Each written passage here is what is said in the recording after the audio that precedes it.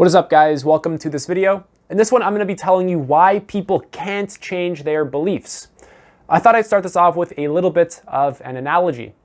So I want you to imagine a guy, he's 35 years old, and he just spent the first 35 years of his life writing a map. Every day, from the moment he would wake up to the moment he would go to sleep, he would be working on that map. And on this map, he believed that what he had is reality, or what he has is reality. And every single day for those 35 years, this is all he did. This is his life. And he will be doing this until the day that he dies. We'll say he dies at 80. So he'll be doing this for another 45 years. And he really loves this. This is his passion. This is really, really what he loves to do in life, because this is all he does, is just write this map. Every day he gets up, goes right to his desk and starts drawing it, labeling it, assigning different locations for where trees are, buildings, rivers, etc. And one day, we'll say that I come along and I start telling him that I don't think your map is very correct. In fact, I've actually been to this part of town and there is no massive river going right through it. There's actually a massive, we'll say, highway there, or anything other than a river. And immediately there's a sort of lack of harmony. There's a sense of conflict between his map and my map. I'll say that, hey, you know what, like 80% of this, you don't really know if it's actually true. And in fact, why don't you go discover for yourself whether this is true or whether this is false? Why don't you go outside and start looking to see if this map is actually correct? Why don't you go take a look at the actual territory? And he, I'm sure it's rather obvious to you, he will not have a good reaction to this. What our minds are doing is they are creating a map of reality. This is exactly what everyone's mind is doing, actually.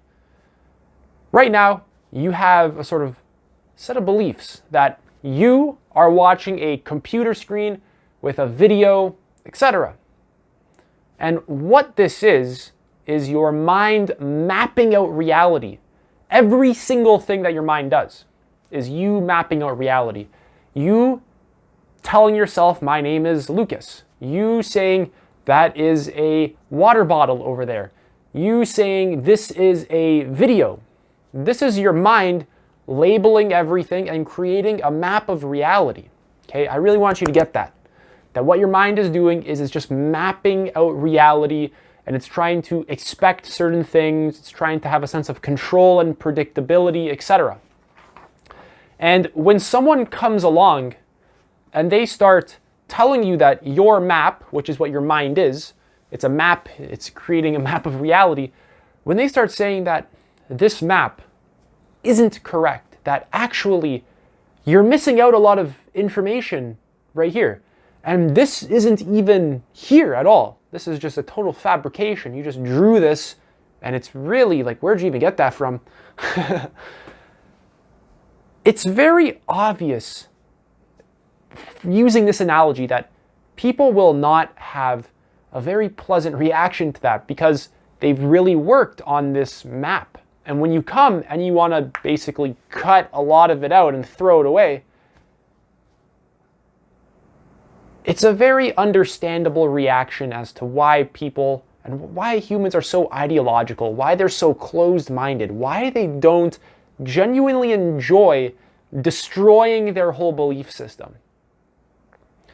It makes a lot of sense using this analogy because this map is reality for that person. This is what they've grounded their whole life in, is this conceptual matrix that they're calling their mind.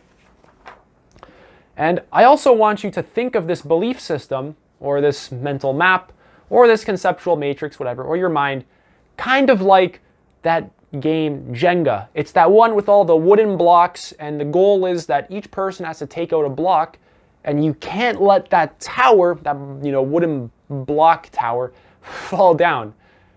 And there are, in a sense, certain beliefs that people have. If we replace each block, each Jenga block with a belief, there are certain beliefs that if you pull on and you really start to examine, the entire thing just starts crumbling down, which is a very overwhelming thing for a human being to have to experience, which is why usually people start with rather innocent beliefs and beliefs that they might want to change, but they don't go right to the core of like what the hell they think they are existentially, or what they think reality is, or how is, the best, what's the most functional way to relate to a thought, to an emotion, etc.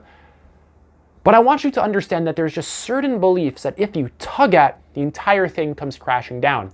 And each belief is sort of reinforcing every other belief, like a house of cards. Like each card is leaning on every other card to create this massive sort of system. And when you start pulling at one card, it starts pulling at another card. And when you pull at this card, it pulls at that card. And when you pull from this Jenga block, the whole thing comes crashing down. So if a person takes this idea that I'm putting forth of deconstructing a belief system, deconstructing your map of reality so that you're left with, bare naked experience or reality, that can actually be a rather terrifying thing, because you find a sense of safety in your beliefs. Really, what beliefs are doing is they're covering up the fact that you don't know. Every belief you have, if you really are honest, you don't know. You have no idea. The core of a belief, the purpose of it, is to fill up the sense of not knowing in your mind, because that sense of not knowing to humans is very scary. Up until a certain point in a person's development, then they can begin to really start to let go of beliefs and really enjoy that not knowing. But until then, most people have no care for that. Most people just aren't, unfortunately, psychologically evolved enough to really do that. But I'm just trying to point out that what a belief is doing is it's dishonest, okay? And it's dishonest not in a moral sense, but in a sense of like personal integrity almost, but not in a moral sense. I actually have a video on this coming up about honesty and integrity, but I don't mean this in a moral sense. I mean it as a sort of, it's a bit hard to explain. I have an entire video, so I'll save this one for later. But really, it disconnects you from reality. I'll just leave it at that. This sort of covering up mechanism that your mind is doing using beliefs is just disconnecting you from what is true, which is that you really don't know. You have no idea what's going on here, what reality is, what this person should do with their life, whether that person is good or bad, whether what you're doing is what you should even be doing with your life, what your life even is, what the goal of your life should be, what reality is, what you existentially are. And you fill in all of these with beliefs. Every single one of these you have beliefs about. Why? Because you don't know and you don't like realizing your own ignorance. So you cover it up with a set of beliefs. Now, not only do we cover up this sense of not knowing with beliefs, but we even identify with our belief system, which creates a lot of emotional impulses in the body, which is just a defense mechanism. It's a way of maintaining this house of cards. The identification with the belief, you can really feel that. If I start pulling at your beliefs, for example, just for the sake of it, if you walk up to, let's say, a Christian, not trying to pick on Christians, but this is just a good example. If you walk up to a Christian and you say, Jesus isn't real, they have a sort of self-image about themselves that says, I'm a good Christian. And that's the exact identification that I'm talking about. They sort of take the idea and then they like grab hold of it. There's a holding and a clinging to the idea. And not only is it very like mental and abstract, but it's even in the body. it's felt as tension and a mental or a physical rigidity, like you're holding your body in a certain way. Because when you're holding a belief in your head, your body actually also adapts to hold and support that belief. Like right now, if you were to relax your body, which I'm sure there's areas of your body that are tense, if you were to relax them, you'd feel a lot better. And you'd also feel a bit more open to the moment. Whereas prior to that, you might have felt maybe a subtle sense of restlessness or a bit more anxiety, or who knows? Who knows? You'll have to explore that for yourself.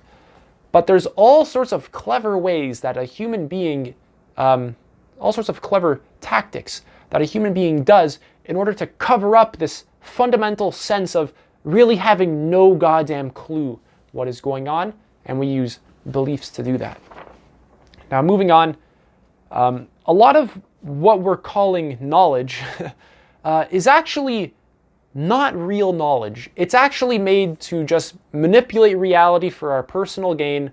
It's made to have a sense of predictability, and we're using it to have a sense of control, actually. And a lot of our knowledge is actually just more beliefs, and it's very partial and very limited. And we're using knowledge to actually cover up, once again, the fundamental sense of us having no idea what the hell is going on here.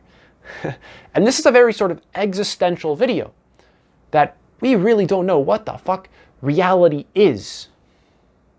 And we cover that up with so many stupid beliefs, whether there is a God or there is no God, whether this is what it is or that is what it is. Instead of actually addressing the root of our own being, which is, I don't know. And this isn't a stupid I don't know. This isn't an idiotic I don't know, like, oh, I don't know because you're stupid. This is an I don't know because you're actually so smart, because you're actually honest, because you actually see what your mind is doing and how it's deluding itself into having a sense of knowing for safety using beliefs. And this I don't know is actually how you'll get what's true. This I don't know is a truthful place to begin any good inquiry. Because if you want to know what is true, immediately this implies that you don't know what's true, that you don't know. And actually, this covering up of you don't know, and this trying to impulsively grasp for knowing to create a sense of control, predictability, safety, actually is what blocks genuine understanding of reality. And our beliefs are fantastic at covering that up. And our beliefs not only cover it up, but they create the sense of safety. And when that starts to sort of crumble, we feel very unsafe. Our sense of reality is being screwed with. Now I'm moving on. I have a little sheet right here. I'm just going to read off this. Everyone has lied to you, not because they are evil, but everyone has lied to you because they told you what they believe is the truth. But no one has told you how to go about discovering the truth for yourself without needing to believe in any idea or ideology. So this is massive. This is absolutely massive. Every single group of people, whatever group it is, whether it's science or religion or like New Age or even schools or your family, everyone is so loaded with beliefs and just bullshit that, I gotta phrase this properly, they infect you with it. And to actually survive in that environment, you have to adapt to it and actually fit in, because if I go to, let's say, a Catholic church and I'm questioning them, I'm questioning the priest, how do you know this is true? Do you guys actually know whether Jesus existed or not? Immediately, I'm not gonna last too long there. They're gonna start pissing people off. They're not gonna like me too much. If I go to, some classic science, science center, and I'm like, how do we know that the scientific method actually works for every aspect of reality? And actually, we really know that it doesn't. If you really inquire into enough information and you do enough genuine practices and you really care about what reality is, you'll find that there's actually limitations to the scientific method, there's limitations to thought, etc. But how do we know that we can just apply the scientific method to anything and then what we'll have is truth? Are there any effects that the scientific method is actually having on reality that are distorting it? And how do we know that we can just apply this to anything? So there's actually a lot of assumptions that come into every worldview. And we like to ignore that. We don't like to look at that. It's very unstabling. We like the safety. We like the sense of control, predictability, and safety. And our assumptions and our beliefs do a fantastic job of covering that up. Now, this topic is much deeper than you probably presently understand. And this video is honestly just a brief introduction. I'm going to make a lot more videos just on beliefs. I actually have 2 videos on beliefs. It's like how beliefs shape you and create reality, something like that. How beliefs shape you, something like that. There's parts 1 and 2. You can check them out on my channel. You can probably just do a search for them. I'm actually going to have parts 3 and 4. But this is just a very quick video on why people can't let go of their beliefs. It's because people find a sense of reality in these fantasies. And that's what they are. They're fantasies. They're just ideas in your mind. They're fantasy. You know? Just notice that. Just notice that your beliefs are fantasy and not delusion. I mean, not delusion, not reality. They're delusion. They are delusion. But I want you to really just notice that your beliefs are constructs. Your beliefs are something that your mind is creating and then holding on to. It's this sort of strange system of just creating nonsense and then holding on to it as though it's truth. But that's it for this video. If you guys have any questions, comment. Other than that, thank you guys so much for watching.